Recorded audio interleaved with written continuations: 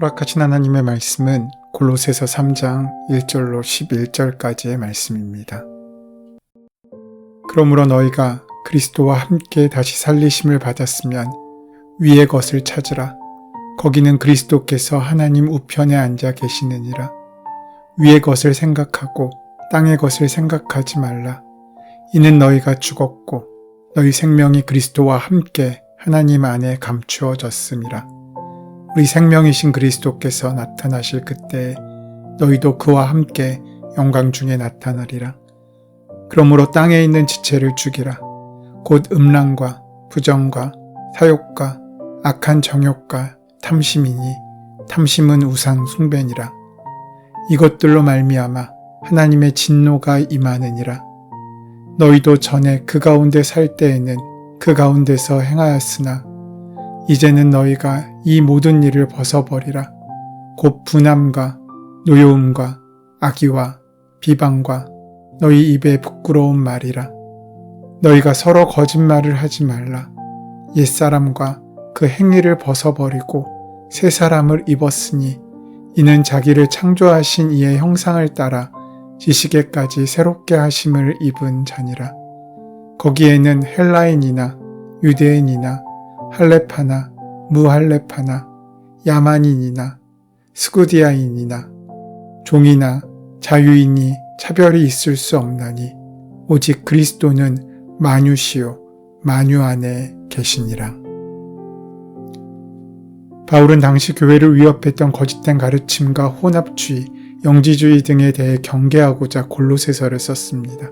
그 당시 골로새 도시 문화는 로마의 사상과 이집트의 사고방식과 그리스 철학과 유대교와 원시적인 미신이 1세기의 전형적인 방식으로 모두 혼합되어 있었던 상황이었습니다.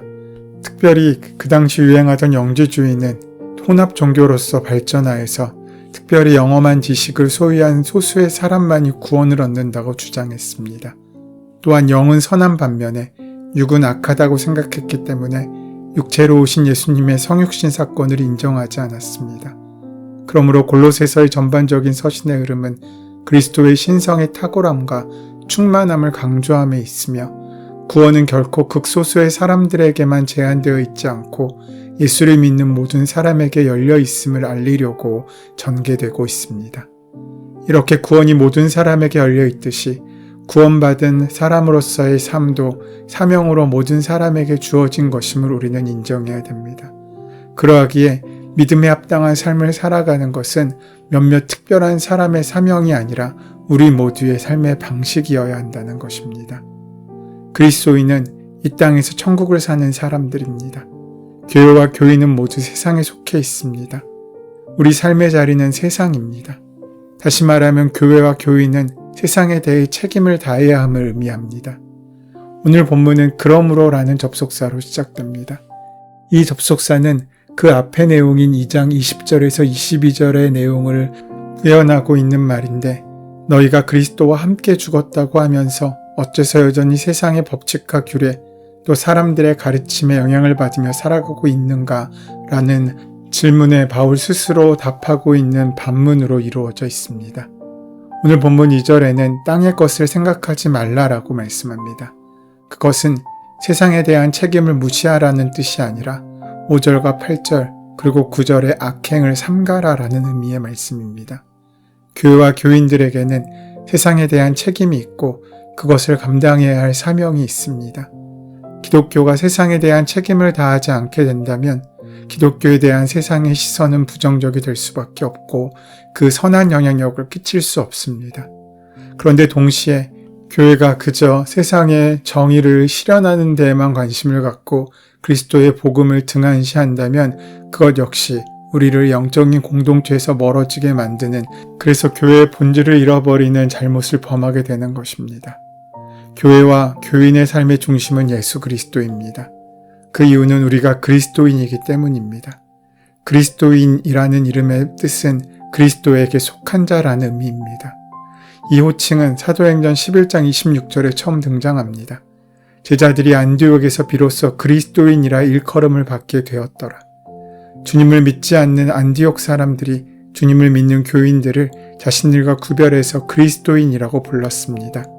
그들은 기독교를 경멸해서 비하하는 의미로 호칭한 것이 아니라 주님을 믿는 교인들에 대한 경외심의 표시로 이러한 이름을 불렀던 것입니다. 이것은 안디옥 교회 교인들이 세상의 정욕을 따라 살아가는 자신들과는 달리 주님의 말씀을 쫓아 바르고 반듯하게 살아가 세상과는 구별된 삶의 모습을 보여줬음을 의미하고 있습니다. 그 당시는 주님을 믿는다는 이유로 그리스도인들이 유대인들에게 심한 핍박을 받았고 또 이후 로마 제국으로부터 심한 박해를 받게 되었습니다. 그리스도인들이 계속되는 세상의 박해에도 불구하고 그리스도인으로 살아가는 이유를 오늘 본문은 이처럼 밝히고 있습니다. 1절 말씀입니다. 그러므로 너희가 그리스도와 함께 다시 살리심을 받았으면 위의 것을 찾으라. 거기는 그리스도께서 하나님 우편에 앉아 계시느니라. 그리스도인은 그리스도와 함께 죽은 사람입니다. 하지만 죽은 것으로 끝나는 것이 아니라 그리스도와 함께 다시 살리심을 받은 부활의 은혜에 참여한 존재입니다. 우리가 예수 그리스도를 믿음으로 우리는 그리스도와 함께 죽고 함께 살리심을 받았는데 우리가 믿는 예수님은 하나님 우편에 앉아 계십니다. 이는 우리의 생명이 세상에 속한 것이 아니라 3절에 너희 생명이 그리스도와 함께 하나님 안에 감추어졌음이라. 즉 우리의 생명이 하나님의 영원한 나라에 있음을 의미하고 있습니다. 세상 사람들은 당연히 이 사실을 믿지 않지만 4절 말씀의 고백처럼 우리의 생명이신 주님께서 나타나실 그때에 하나님의 영광 중에 드러나게 될 것을 확신하고 있습니다. 안디옥 교인은 물론 골로새 교인 그리고 우리 그리스도인은 인간의 죗값을 대신 치르시기 위해 십자가에서 돌아가셨다가 죽음을 이기시고 부활하신 예수 그리스도의 죽음과 부활에 연합하여 하나님의 영원한 생명에 붙잡혀 살아가는 존재입니다. 즉 그리스도인은 세상에 속해 있으면서 동시에 하나님 나라에 속한 삶을 살고 있다는 것입니다. 다시 말하면 그리스도인은 세상에 대한 책임을 다해야 할 뿐만 아니라 하나님 나라에 대한 책임도 다해야 됩니다. 그리스도인은 세상에 대한 책임과 하나님 나라에 대한 책임 중에 우선순위를 어디에 두어야 하겠습니까? 당연히 하나님 나라에 대한 책임이 우선되어야 합니다. 그러므로 구원받은 사람이라면 오늘 말씀 1절처럼 너희가 정말 그리스도와 함께 다시 살리심을 받았다면 위의 것을 찾으라고 말씀하고 있는 것입니다. 우리는 이 땅의 세상의 것을 추구하는 사람들, 이 땅을 바라보고 사는 사람이 아니라 하늘의 것을 추구하며 하늘을 바라보며 하늘을 소망하며 하늘의 것을 찾고 사는 사람들이라는 것입니다. 그렇게 우리의 삶의 방향을 결정할 때 그리스도의 우편에 앉아 계시는 그리스도께서 우리를 현재까지 도와주시는 구원자가 되실 거라고 말씀해주고 있는 것입니다. 분명 우리는 그리스도와 함께 죽었기 때문에 세상에 대해서도 죽은 존재요. 그렇게 죽은 우리를 세상이 어찌할 수 없습니다. 그러나 안타까운 것은 그것을 머리로는 이해하는데 생활 속에서는 결단하지 못할 때가 많다는 것입니다. 그러므로 이것은 의식의 문제요. 끊임없이 우리의 생각 속에 되새겨지고 확인되어야 할 문제입니다. 우리는 그리스도와 함께 연결되어 있어서 그리스도와 함께 죽음과 동시에 그리스도와 함께 사는 것입니다. 우리는 눈으로 확인할 수 없지만 우리의 생명은 그리스도의 심장과 함께 뛰며 살아가는 존재입니다. 본문에는 이를 위의 것을 찾으라, 위의 것을 생각하라, 땅의 것을 생각하지 말라라고 말씀하고 있습니다. 하나님 나라에 대한 책임을 다하는 것, 즉 위의 것을 찾고 생각하는 것은 이 세상에서 그리스도의 통치에 관계된 일에 관심을 기울이고 최선을 다한다는 의미입니다. 우리 각자에게 그리고 우리 공동체에게 허락하신 삶의 자리를 하나님이 통치하신 하나님의 나라로 승화시키시기 위해 내가 또한 우리 공동체가 무엇을 할 수 있을까를 고민하고 실천해 나가야 할 것입니다. 이와 같이 하나님 나라에 대한 책임을 다하기 위해서는 땅의 것을 생각하지 말아야 하는데 그러기 위해서는 제일 먼저 땅에 있는 지체를 죽이라고 5절은 말씀합니다. 즉 나를 지금 지배하고 있는 음란과 부정과 사욕과 악한 정욕과 탐심을 죽여야 한다는 것입니다. 날마다 범죄의 이야기들이 심심치 않게 들리며 그러한 범죄의 모습들이 낯설지 않게 느껴지는 현실 가운데 우리는 살고 있습니다. 하나님께서 멸하셨던 소돔과 고모라가 지금 우리의 가까이 와 있는 듯 보입니다. 이는 우리 시대가 창세기의 소돔과 고모라와 같이 타락하고 있다는 반증입니다. 백성들로부터 존경받고 하나님의 마음에 합한 자로 여겼던 다윗도 부하의 부인에게 악한 정욕을 품음으로 그의 삶은 무너졌습니다. 악한 정욕은 그로 하여금 간음과 거짓 증거와 살인을 저지르게 하였고 그 결과 하나님의 진노가 다윗의 집안에 임하게 되었습니다. 이 모든 일은 밧세바를 향해 품었던 다윗의 탐심으로부터 시작되었습니다. 그래서 바울은 탐심을 하나님께서 가장 금지하시는 우상 숭배라고 말씀하고 있습니다. 사람이라면 당연히 일시적으로 또는 순간적으로 탐심에 휩싸일 수 있습니다. 하지만 나쁜 생각은 오래 하면 할수록 그 생각이 나를 지배하게 됩니다. 그래서 나쁜 생각이 들어올 때 우리는 빨리 그 생각을 먼저 처리해야 합니다. 바울은 계속해서 우리가 버려야 할 땅의 것에 대해서 8절 9절 말씀에 곧 분함과 노여움과 악의와 비방과 너희 입에 부끄러운 말이라 너희가 서로 거짓말을 하지 말라고 말씀합니다. 상대방에 대한 분한 생각과 노여움은 결과적으로 나 자신을 상하게 만듭니다. 중상모략을 받거나 손해를 받을 때 우리는 분한 생각에 빠져들게 됩니다. 그런데 이것을 오래 품으면 상대방에 대한 악한 감정이 생기게 됩니다. 그런데 이 감정이 지속되면 그 상처는 남을 찌를 뿐만 아니라 내 영혼도 잠식해가게 됩니다. 그래서 빨리 이 악한 생각을 제거해버리고 선한 마음을 품어야 합니다. 하지만 안타깝게도 우리에게는 그럴 만한 능력이 없습니다. 우리는 늘 실패하고 좌절하고 연약한 존재이기 때문입니다.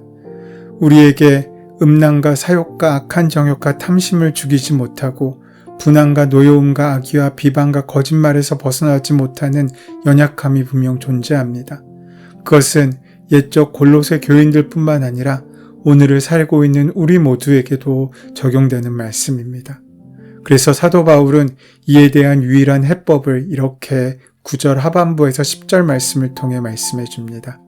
여러분은 옛사람을 그 행실과 함께 벗어버리고 새 사람을 입으십시오.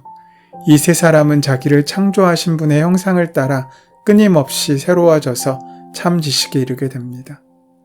이것이 바로 옛사람의 행실을 벗어버리고 새 사람을 입는 방법입니다. 매미는 땅속에서 유충으로 7년에서 15년간 살다가 땅 밖으로 나와서 한 달 정도 짧은 생애를 마무리합니다.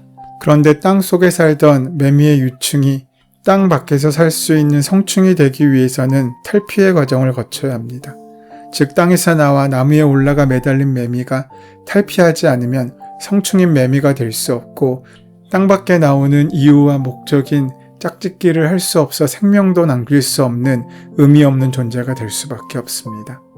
이와 같이 우리도 과거 죄인의 옷을 벗어버리지 않는다면 결코 그리스도인이 될 수 없습니다. 우리는 이미 예수의 죽음과 부활에 연합하여 하나님의 능력에 잇된 새 사람을 입은 그리스도인임을 믿어 의심치 말아야 합니다. 물론 삶의 자리가 세상이기 때문에 때로는 땅의 것에 유혹되어 흔들릴 수 있습니다. 비록 우리가 그리스도와 함께 새 사람이 되었지만 이처럼 옛사람의 습성이 불시에 예고도 없이 불쑥불쑥 튀어나와서 나를 실망시키고 공동체를 힘들게 만들기도 합니다. 그래서 이러한 땅의 지체들은 우리 스스로가 조금이라도 허용하면 잠식당하고 결국 멸망에 이르게 되는 것입니다. 그래서 사도 바울은 죽이라 라는 강력한 단어를 써가면서까지 옛사람의 습성과의 단절을 지금 말하고 있는 것입니다. 그렇다면 구원받은 새로운 피조물로 살아가야 하는 우리들은 어떠한 삶의 정체성을 갖고 살아가야 합니까? 성경은 우리가 하늘의 것이기에 그리스도와 생명이 연결되어 있기 때문에 땅의 것을 생각하지 말고 옛사람의 치장품들은 다 벗어버리고 심지어 죽이라고까지 권면하였습니다. 그러므로 음란과 부정과 사욕과 악한 정욕과 탐심, 분함과 노여움과 악의와 비방과 부끄러운 말들을 할 수밖에 없는 그 상황에 처했을 때 우리는 끊임없이 위의 것을 찾고 위의 것을 추구할 수 있어야 합니다. 바로 그때 하나님의 말씀이 우리에게 피할 길을 내어주시고 우리에게 능력으로 임하실 것입니다. 오늘 본문 11절 말씀처럼 거기에는 어떠한 차별이 있을 수 없습니다. 유대인이나 이방인이나 누구든지 참 진리이신 주님의 말씀을 통해서만 거짓 행위를 벗어버리고 새 사람을 입을 수 있습니다. 그렇게 새로운 피조물로 축복의 새날을 시작하시는 복된 은혜가 함께 하시기를 소원하고 축원합니다.